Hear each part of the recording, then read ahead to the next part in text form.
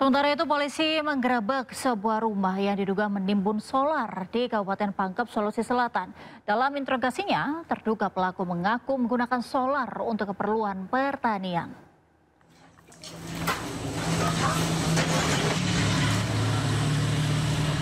Sebuah rumah di Desa Padang Lampe, Kecamatan Marang, Kabupaten Pangkep digerebek oleh unit Tipiter Polres Pangkep setelah menerima informasi dari masyarakat terkait penimbunan BBM bersubsidi. Dari penggerebekan itu, petugas mendapati 69 jirigen yang berisi solar bersubsidi yang ditutupi menggunakan tenda berwarna biru di samping rumah. Total BBM yang diamankan diperkirakan sekitar 2 ton lebih.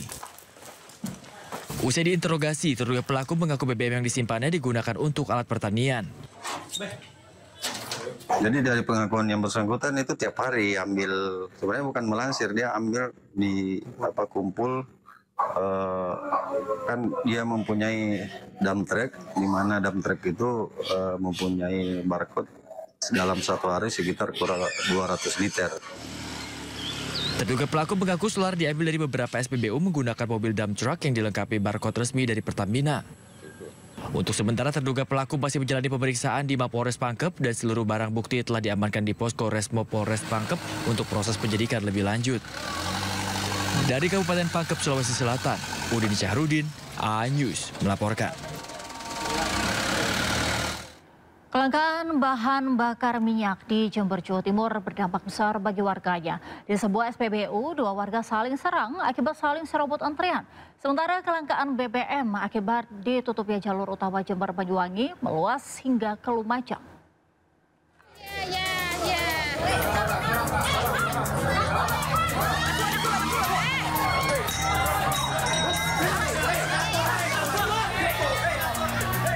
Kericuan antara pembeli terjadi saat mengantri bahan bakar minyak di sebuah SPBU di Jember, Jawa Timur. Seorang pria menyerang pria lainnya karena kesal setelah antreannya diserobot. Di tempat lain, seorang warga bahkan pingsan karena kelelahan akibat mengantri BBM. Warga yang tak sadarkan diri ini kemudian dibawa ke kantor SPBU untuk mendapatkan pertolongan pertama. Kayak gini, yang diperbutkan kan memang pengiriman kan masih belum lancar ini kan. Gitu. Ini kan ditutup, faktor utama kan itu. Di SMPN 7 Jember, seluruh ruang kelas kosong.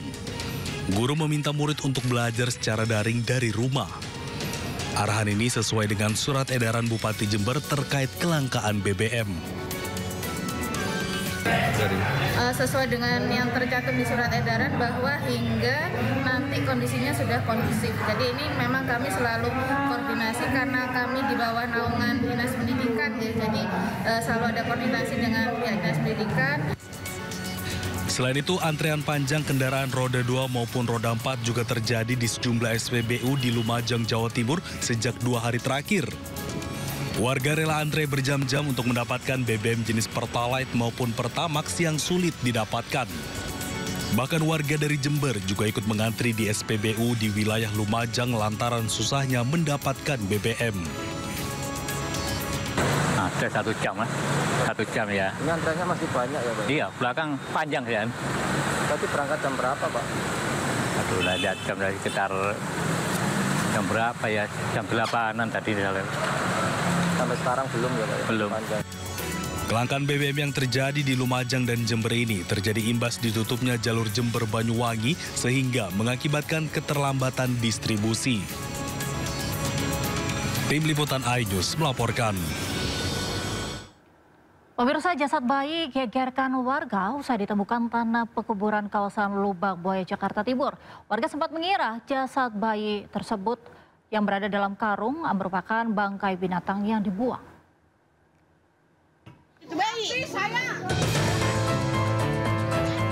Warga Jalan Albaido, Lubang Buaya, Jakarta Timur digegerkan dengan penemuan karung berisi jasad bayi di areal pekuburan.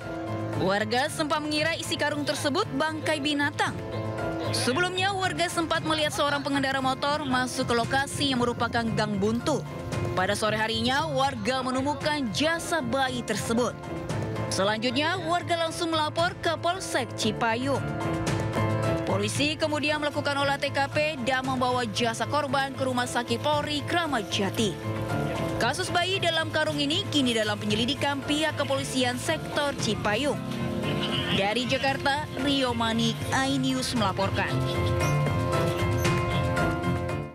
Pemirsa, 2 balita perempuan ditemukan tewas mengenaskan di Pantai Sigando, Batang, Jawa Tengah.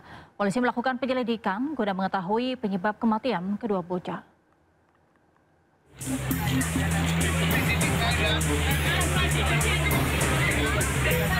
Dua mayat balita yang diketahui kakak beradik ditemukan di kompleks wisata Pantai Sigando, Batang pada Rabu pagi.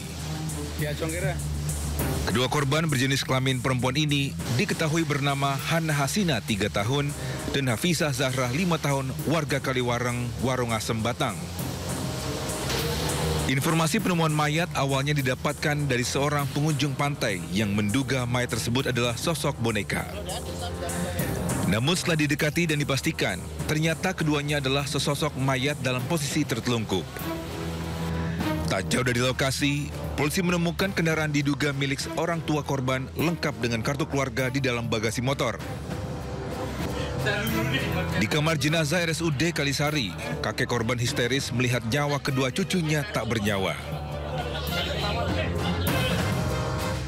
Dari Batang, Jawa Tengah, Suryono Soekarno, iNews melaporkan. Kita ke informasi berikutnya, LSI DNICA merilis hasil survei soal kepercayaan publik terhadap isu ijazah palsu Presiden ke-7 Republik Indonesia Joko Widodo. Dari 1.200 responden, sebanyak 74,6% tidak percaya dengan isu ijazah palsu Jokowi.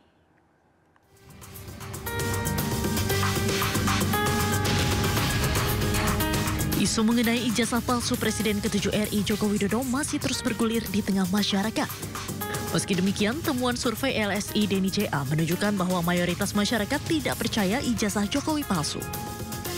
Dari sebanyak 1.200 responden, sebesar 74,6% publik menyatakan tidak percaya dengan isu ijazah palsu Jokowi. Kemudian hanya sebesar 12,2% yang menyatakan percaya dengan isu ijazah palsu tersebut. LSI DNICA pun mencatat 3 alasan utama mengapa mayoritas publik tidak percaya isu ijazah palsu Jokowi. Di antaranya, kepercayaan terhadap rekam jejak panjang Jokowi yang telah menempuh proses seleksi ketat dalam berbagai tahapan pencalonan kepala daerah hingga presiden, kemudian konfirmasi resmi dari UGM, kepolisian hingga KPU bahwa ijazah Jokowi asli, dan kesadaran publik bahwa isu ini syarat muatan politik. Dan dilihat daripada survei yang kita lakukan, ternyata yang menyatakan tidak benar itu mayoritas di angka 74,6%. Yang menyatakan bahwa yang percaya dengan isu ijazah palsu Jokowi atau dianggap bahwa Pak Jokowi ijazahnya palsu itu hanya 12,2%. Jadi kalau misalnya kita lihat ini hampir 1/5 ya, 5, 6, 7 ya, 1/5 lebih ya. Daripada yang percaya dengan yang tidak percaya. Meski hanya 12,2% yang percaya Jokowi memiliki ijazah palsu, namun ada 22,6% responden yang menyatakan isu ini mempengaruhi kepercayaan mereka terhadap Joko Widodo. Tim Liputan iNews melaporkan.